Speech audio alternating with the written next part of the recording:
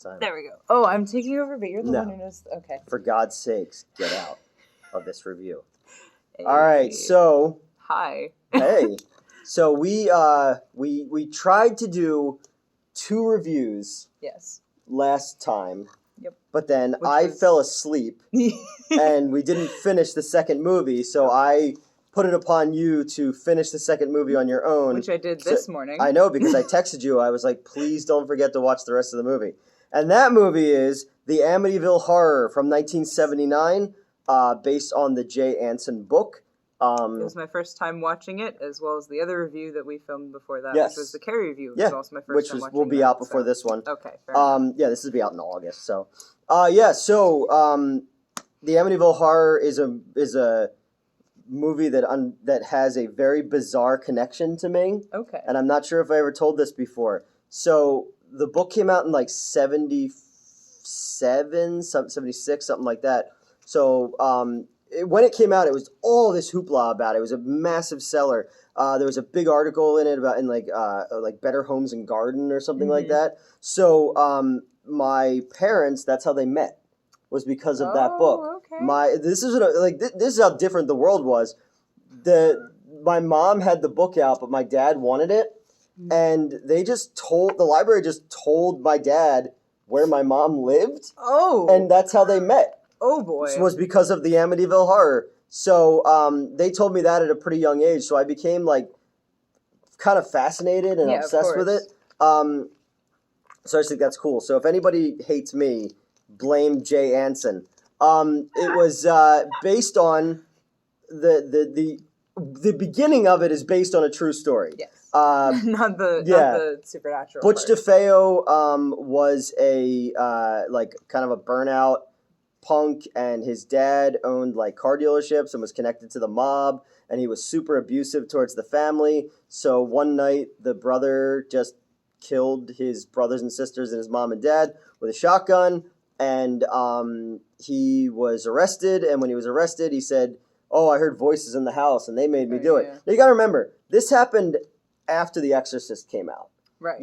So it's one of those things where it's like that whole "the devil made me do it" kind of thing was already in the air. So, and they do actually reference that in the script for the movie, because when the priest, I think Father Delaney, was like, "No, I also heard the voices." Like, "Oh, everyone hears voices nowadays." So and that was Rod Steiger played the priest in this one. Mm-hmm. Rod Steiger was also the priest in End of Days, which we did on the other show, which led to this joke that would never fucking end, where it was like, in dreams, numbers appear upside down in reverse, and that's why 666 is 1999. I was like, stop beating this dead horse. And then Murray Hamilton is the other priest, the one who doesn't believe him, who's like, you can't do it. Murray Hamilton also was the mayor of Amity in Jaws, and he has the greatest jacket ever. His sport jacket with all the anchors on it, I want that.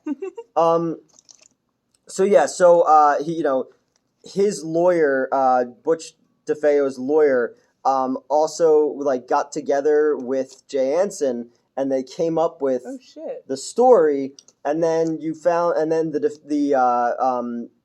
Lutzes, who's the family who moves in, they moved into the house, and 28 days later they abandoned all of their belongings because the house was... I did not know that they actually abandoned it. Or are you saying that's in the movie? Well, no, in reality they abandoned their house. Okay. And they said things like, the walls were oozing, slime, and there was always flies, and they found a room in the basement that wasn't supposed to be there, and all this kind of stuff. That's cool that was all present, because I assumed that everything after the murder was fictions, but it sounds yes, and we'll get into that. Yeah. But no, so a lot of it was based on what was in the book. Told, but later on in life, Jay Anson, who said, "I'll never let the facts get in the way of a good story," and they came up with the plot over many bottles of wine.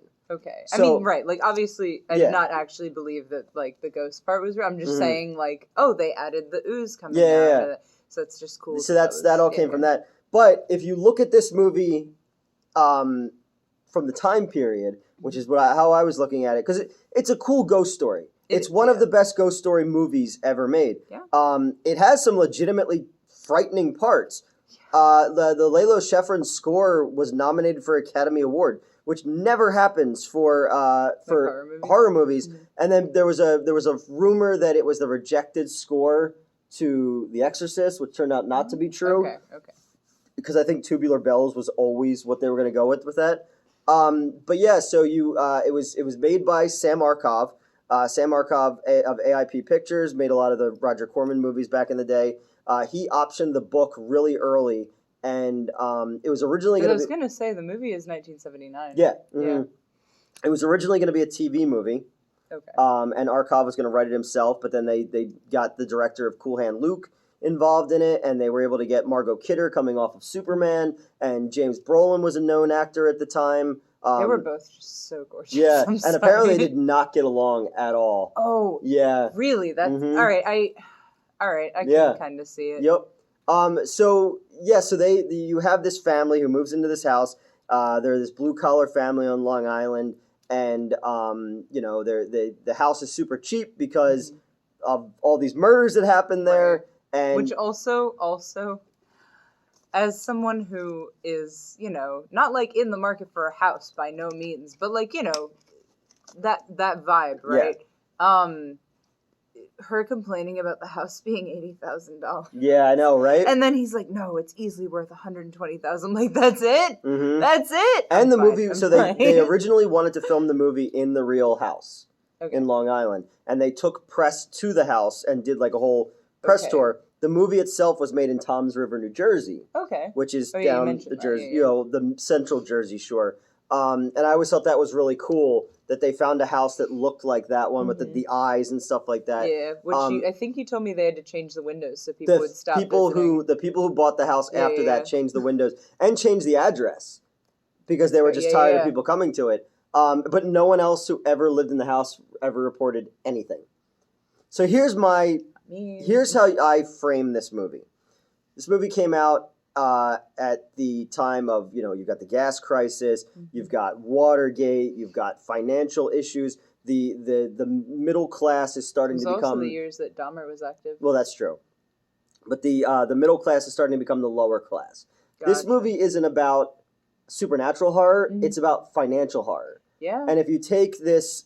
Jay Anson was brilliant in capturing the zeitgeist of finding this blue-collar family that had a mother and father who had been previously divorced, had kids, they're making this new family, and you say, oh my God, they got this chance to move into this house that's way bigger, and the house was called High Hopes, so they, and then everything falls apart because of ghosts. That's going to capture the imagination of people because that's a fear of, like, imagine having... find stability and then it's all taken away from something that's outside of your control. Which also, interesting side note, sorry, just because for some reason you mentioning the family dynamic, this is the first time I've watched a horror movie where I wasn't, like, waiting for the deaths. Like, I was actually genuinely relieved when, like, he's got the axe or whatever and she rolls out of the way, and I was like, oh, thank God. Yeah. Wait, what the fuck? Because I don't... not even just in a Mets like score way, but like, that's why you're watching a horror movie. Because they're not, but it's not because he's not in control of what's going on. But I also just genuinely liked the characters and didn't want them to die, and I was like, damn, what the fuck is this? Yeah, exactly. It's that idea that of this family, because even like, if you look at the scene where her brother is can't find the money for the caterer, well, if there's a dude having financial problems, he clearly took that money. Right, but like, you said that there was something with like didn't you have a theory about this? That's what I was saying, is that he took the money. Oh, well, yeah, that was what I assumed as well. But then you see him come back and he's like distressed about the like empty bill. I know, but that's for the context of the movie. But where it is in the book, they don't go to that "you're tearing me apart" Lisa scene. Okay. And then also he has that bite on his leg, and they show the dragon statue. Yeah. In the book, it's the dragon that bit him. Right. The book is very different from the movie. I've read the book. But yeah, so you've got this family that moves in. The priest comes to bless the house. He's attacked by flies. They apparently put sugar all over his face to make the flies get him. Distress. And then you hear the voice say, "Get out." Yeah. Which always reminds me of the Eddie Murphy thing where he's like, they've never seen white people and black people in horror movies. And he's like, Get out. No, we have to exercise that house. Get out. Too bad we can't stay. Yeah, exactly. No, but this movie, like, it genuinely has, like, between the score and the setting, and the dread that builds up in it, it's really, really well done. It's when they go to, like, the stuff that's, like, way more fantastical, like the how far can the ghost travel? Because it fucking made the hood of the car flip up. Yeah. And it made the statue break and but blind. then at the same time, they were, like, fine in their car escaping as mm-hmm. well, so... Yeah, I don't know. It's one of those things, like in the Star Wars prequels, like, how far does does his ability to block the Force go, But, I remember when I was a kid, there used to be a show called In Search Of, and it was from the 70s, and it's Leonard Nimoy was the host of it, and they would deal with, like, aliens, ghosts, the Loch Ness Monster, shit like that, and it used to be on A&E every morning before I went to school in elementary school, and I started to, like, get excited about it, and then I saw the Amityville Horror one, and it legitimately freaked me the fuck out as a kid. Nice. Because they interview the real people, George and Kathleen Lutz. Oh, okay. I also like that George Lutz was, like, this bearded, shaggy-haired, like, fat guy. Okay. And then they're like, oh, yeah, you're going to be played by James Brolin. Yeah. Then you're going to be played by Ryan Reynolds, whose fucking abs have abs in that movie. Oh my god! For the remake. The remake's even worse. He sued the producers of the remake for fucking this, like, with the story so much. I see why you told me not to watch it. Yeah, it's bad. I remember that was that time period where, like, Platinum Dunes was Michael Bay's company, was, like, remaking that, the Texas Chainsaw Massacre, Friday the 13th, and all this kind of stuff. The Hitcher remake, like, there was no reason to remake the Hitcher, but the Amityville Horror one was so bad. But my favorite part of the Amityville Horror one, the remake, is in the original one, the babysitter is, like, mousy and has, like, a headgear. You were telling and then in the remake, she's played by the chick who was Scarlet in G.I. Joe, who was also the Orion slave girl in Star Trek 2009. And if you're George and Kathy Lutz who are having marital problems, why the fuck would you hire the smoke show redhead to come and be your babysitter, who then is more interested in the weird son than the dad? The movie's fucking weird. Oh, God. And he kills the dog in the remake, where he goes back and saves the dog. That's so funny, because I was, when I was rewatching it today, because I started from the beginning, because I was hanging out with part of my voice chatter group. The other one was having internet issues. But, so we were rewatching it, and which also, Neil having internet issues is why I wasn't watching wrestling. But, so... Which is a whole other fucking story. That's a whole other Join thing. the Discord. Please, yeah. Yeah. But, so... Where is it going with that? The whole scene with that. So obviously that was the part we hadn't seen yet, or I hadn't seen yet because we'd fallen asleep. And, like, they're running out of the house, and Gerald's just like, "Do not leave the fucking dog. Where's the dog?" And he runs back for the dog, and he's Harry. like, "Good, like, don't kill the dog." The whole movie is just like, this dog better not die. I'm like, at least it doesn't up until where I had stopped watching, and then obviously the dog. Also he knew if he left that dog there, he was never going to hear the end of it. But yeah, so my favorite scene in the entire movie is the daughter has an imaginary friend named Jody, and Jody appears as a pig for some reason. Yeah.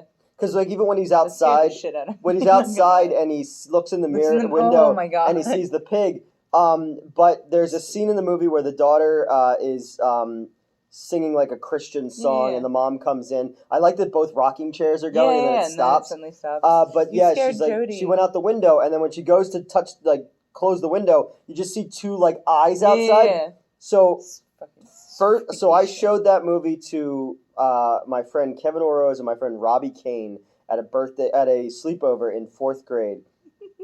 So we had in our basement, like, a big sectional couch that was like an Allen key across the wall. And so I'm laying on one end, Kevin's laying on the other end, and Robbie's laying on the floor with, like, blankets and stuff like that. When that scene happened, Robbie jumped up in the air and looked like a cartoon character. Like, he ran on air and leapt between us and the thing, and I was like, ha ha ha ha. I mean, I'm not gonna lie, like, that scared the shit out of me, like, both times. No, it's great. That was genuinely spooky, and it maybe, like, it shouldn't have been realistically, because, like, you know, it's not it's a 1979 effect, you know, and made by Sam Arkoff, you know.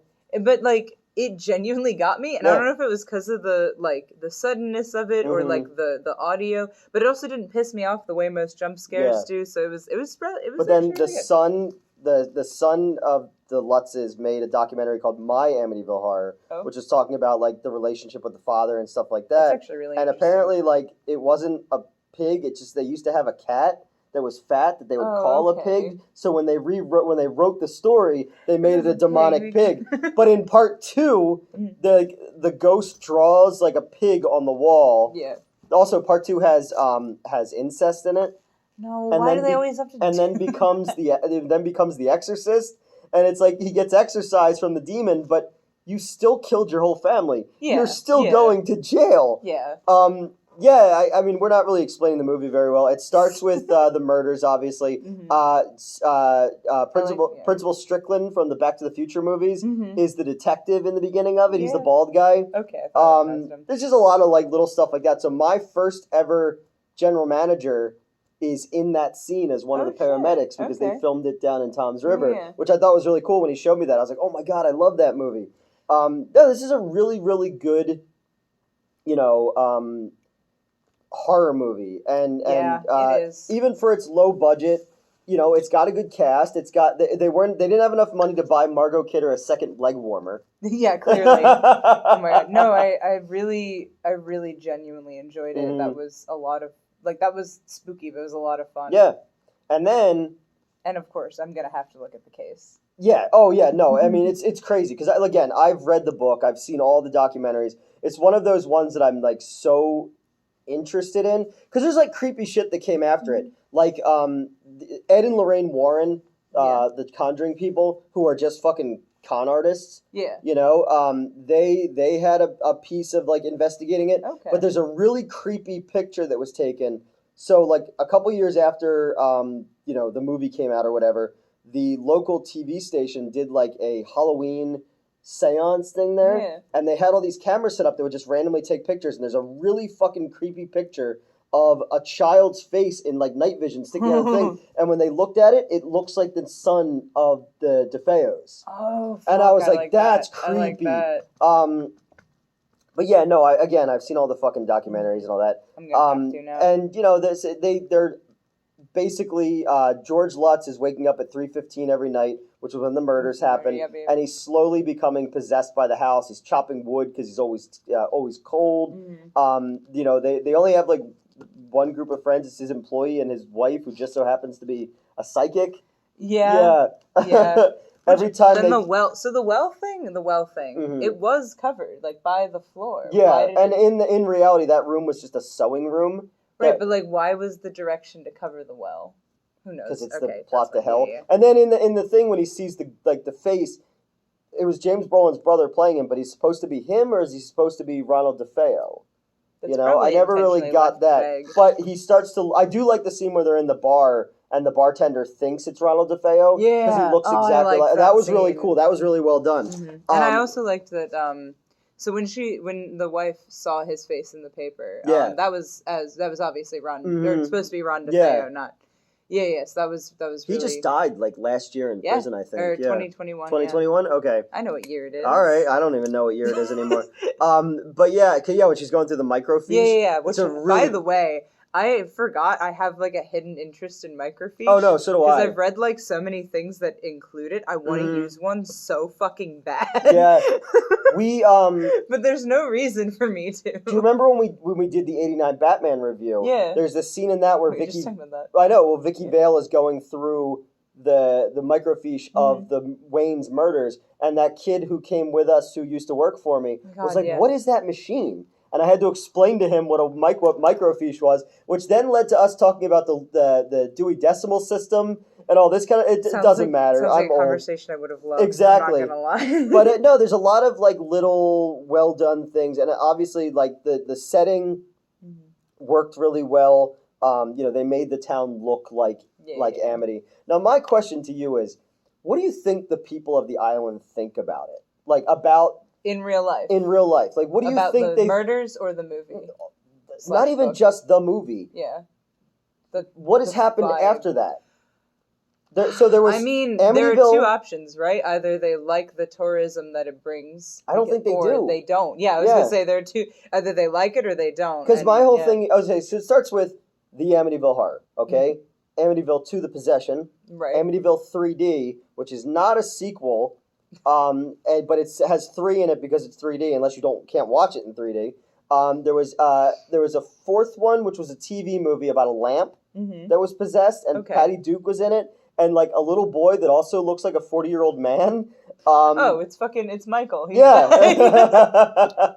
Sorry, you primed me to think about him because you talked about incest. Watch, what fucking review was that? Knights of Terror. Ground, Knights of Terror. The fifth one is about like a mirror. Okay. And there's an artist. I could see a mirror. David Naughton. So, because in reality, what really happened was the Fayos, they basically auctioned off everything that was in the house. So people from that was also referenced in the movie because they were like, anything you want, we can put into the price. But then like the townspeople showed up and were like, we haven't been in the house since people we knew were murdered here. You know, so it was like, but it's like, so you got that one, then you've got Amityville 1992. It's About Time, and guess what that one's about? Time. A clock. And yeah. at the end, like, because all these terrible things happen, that one also has incest in it. It also has a lady, so there's like a truck that looks like an ice cream truck, but it has like a big like bird on top of it. Okay. And a lady like gets killed by it because it like rocks back and forth and then stabs her and she dies. Then you had Amityville Dollhouse. You had hold on. Yeah. No, there's so... But because I looked up Amityville. I started typing in Amityville into Tubi, which then I ended up switching to Amazon Prime because I didn't feel like dealing with the ads. But fucking... And like 80 results. Oh, it's more than that at this point. And I was like, well... Because you never told me the name of it, but obviously it's the original Amityville Horror. Like, you know, like it was an obvious thing, but I was like...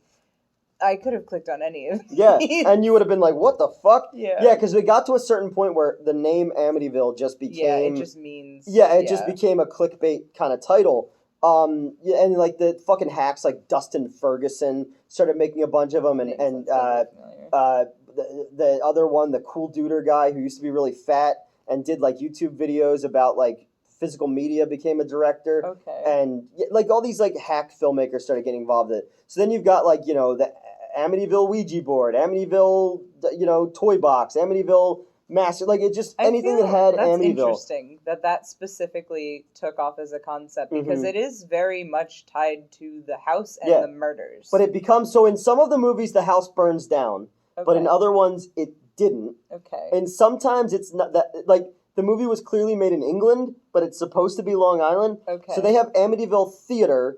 Which is it's set at a stage theater, which is funny because when I was on the other show, we made an entire movie during COVID called Amityville Movie Theater. Nice. That I wrote most of, which was about a guy gets hired by whatever Miramax or whatever to make the ultimate Amityville movie. So he goes to the town and becomes obsessed and then vanishes. And then when Tony and I go to the theater, we find the box of all the tapes. And then each one would be, and then would be a short story. Oh, that's cool. Because I turned the floater script, which was about haunted pool toys, into the Amityville pool party massacre. Nice. But it had like we were doing some funny shit with it, like the ghost like turns us against each other.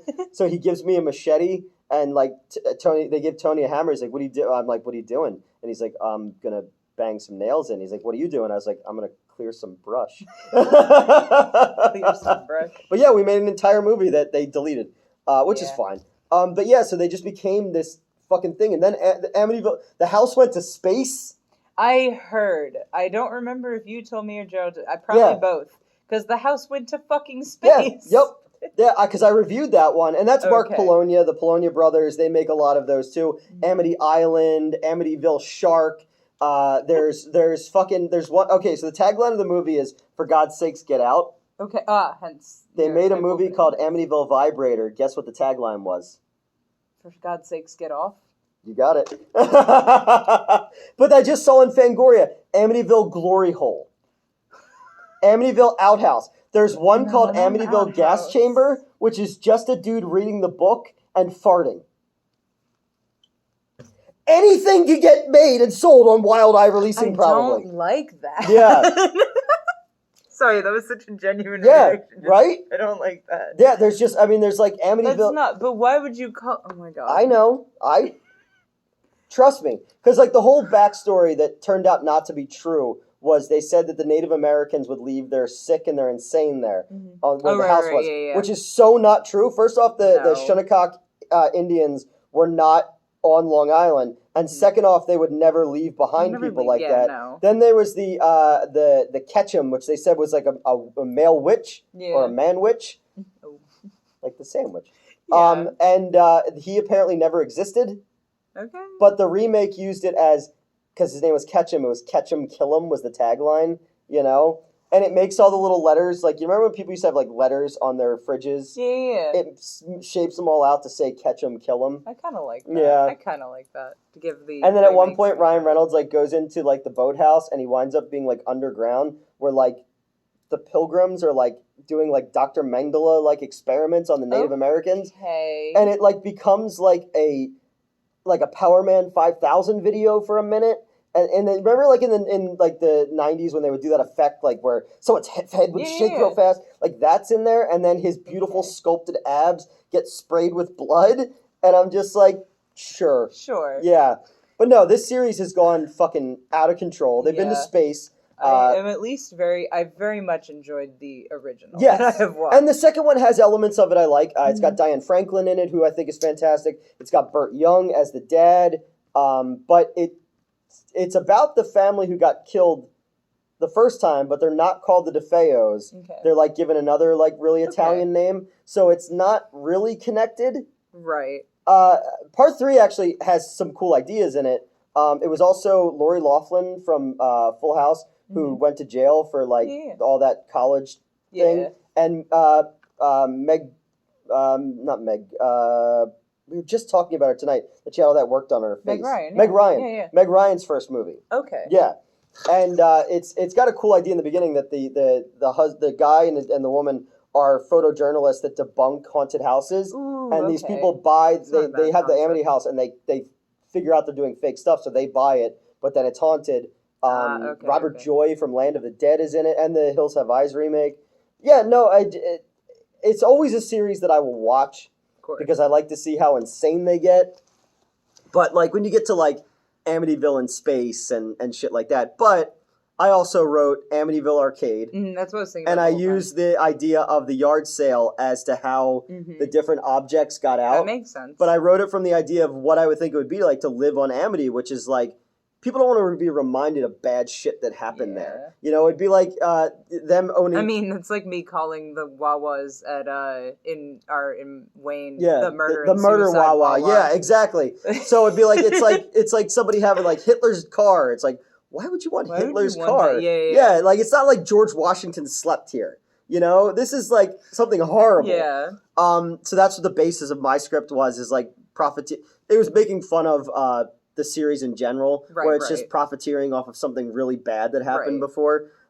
Which makes sense. You do a lot of tongue-in-cheek. Yeah, exactly. I want to kind of tie things together. The guy who does this YouTube channel I really like called Movie Timelines is making the last Amityville movie, so he could try to cap off the entire thing. Okay. But I have an idea that I have two ideas that nobody's done yet.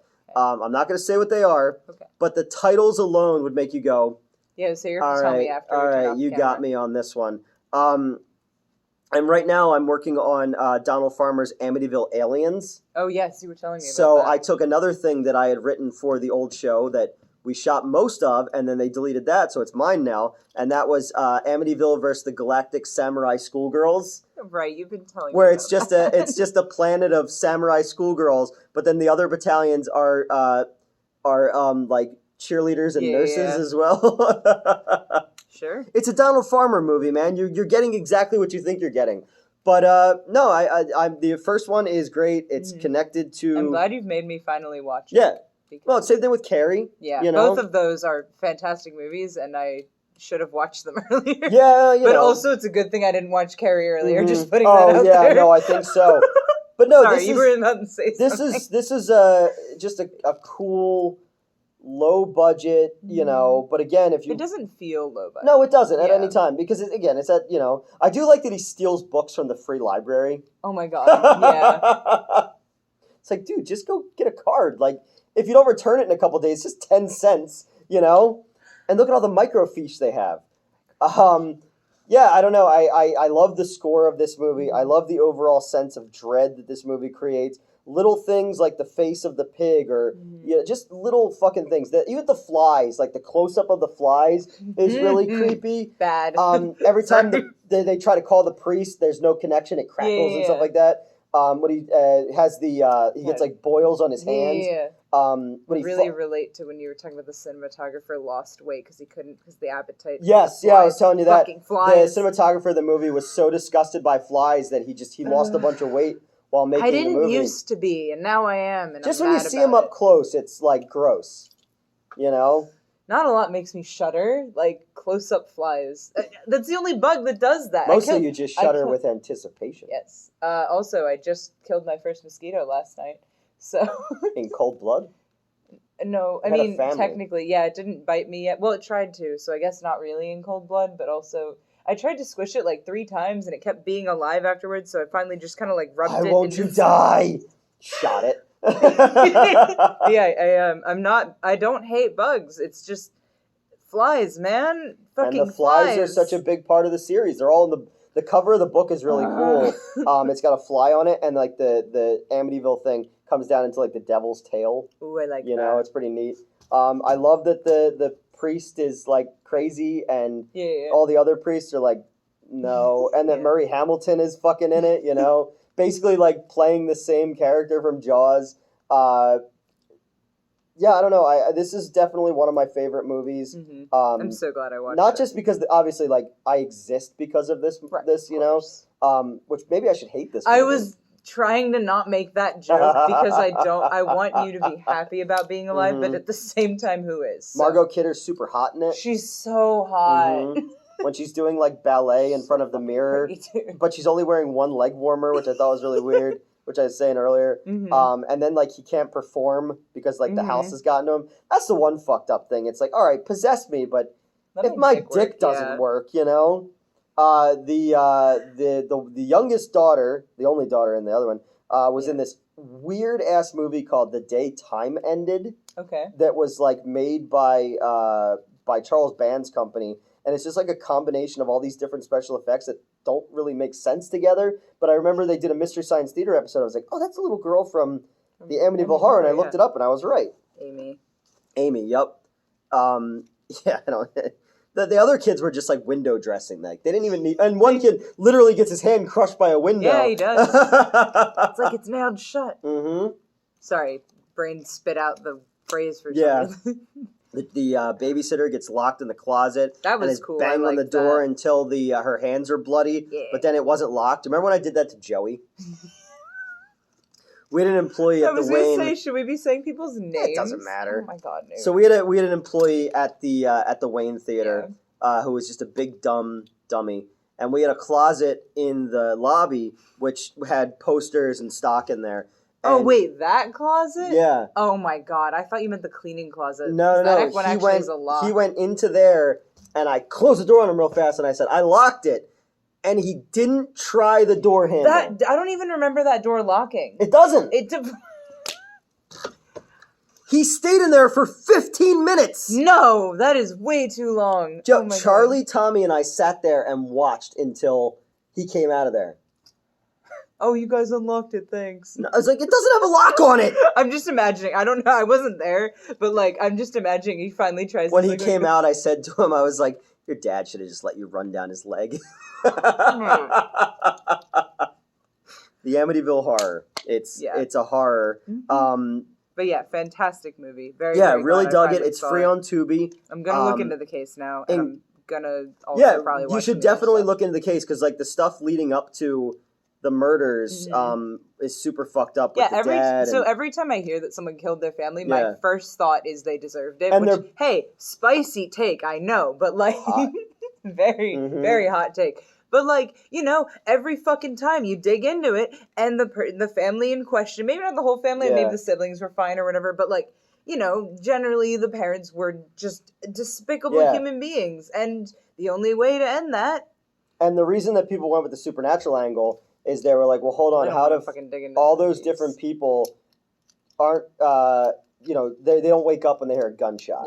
So they think he had an accomplice, and they think that the sister was the accomplice, but he still killed her. And then in the sequel prequel, the sister and the brother have sex, and it's a really uncomfortable scene because you see it? You just, so and Diane Franklin's fucking adorable, man. She was one of the princesses in Bill and Ted. She's the punk rock girl in Terror Vision. She's in The Last American Virgin, which the ending of that movie fucked me up as a kid. But yeah, so she's like in her bedroom, and he's got like a camera, and he's like, yeah, you want to pose for me? And she like takes her top off and stuff like that, and I'm like, no.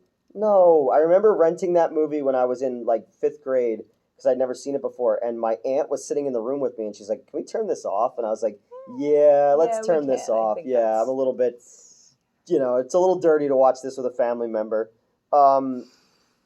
Anything else? Check out the picture though of the ghost boy in the door. I will. And look into the actual. I looked up Ron DeFeo's like appearance because you said he ended up looking like, so I was like, yes, that's cool. Yeah. But yeah, I'm gonna have to look up that picture. I'm gonna have to. Yeah, I'm not gonna get fully obsessed with Amityville because I'm currently in the throes of another obsession, but I am fascinated by it. Obviously, you know, I have the true crime interest already, so that's going to be interesting. And that's the interesting thing is... I'm going to read the book, I'm sure. Yeah, and that's the interesting thing is the crossover between this real tragedy and these opportunists who came along and created this thing, and the blurring of reality and fiction that comes from that. And it's just become this weird landmark and this weird, like... It's weird that Amityville is used more in independent film stuff like that, and like Sleepy Hollow. You would think Sleepy Hollow would be a bigger, or you know. So that's what we need to do. I mean, I even fucking every time while I was watching Amityville, both times I got the fucking the song stuck in my head. The Eminem has a song referencing Amityville. And it gets. There's another rap song from like the early '90s called Amityville. It's like, it's a house on the hill. It's Amityville. It's really bad. Okay, Dinosaur Dracula, who's like a internet guy, he puts out like his Halloween mixtape every year, and I remember Justin Silverman and I driving to the Mahoning Drive-In, we played that the entire time. Like Elvira had a rap song, and that Amityville song was on. It was pretty funny. Nice. Check out the history of it. So it's interesting. I absolutely will. And avoid any of the like sequels that come out after. After 3D or after? I mean. No, you know what? Time One isn't bad. Okay. It's not good, but it's not bad. Okay. And if I'm like still invested, I'll watch that. Yeah, and I love that the lamp one, they just throw it out the window, and it's somebody else's problem. You know?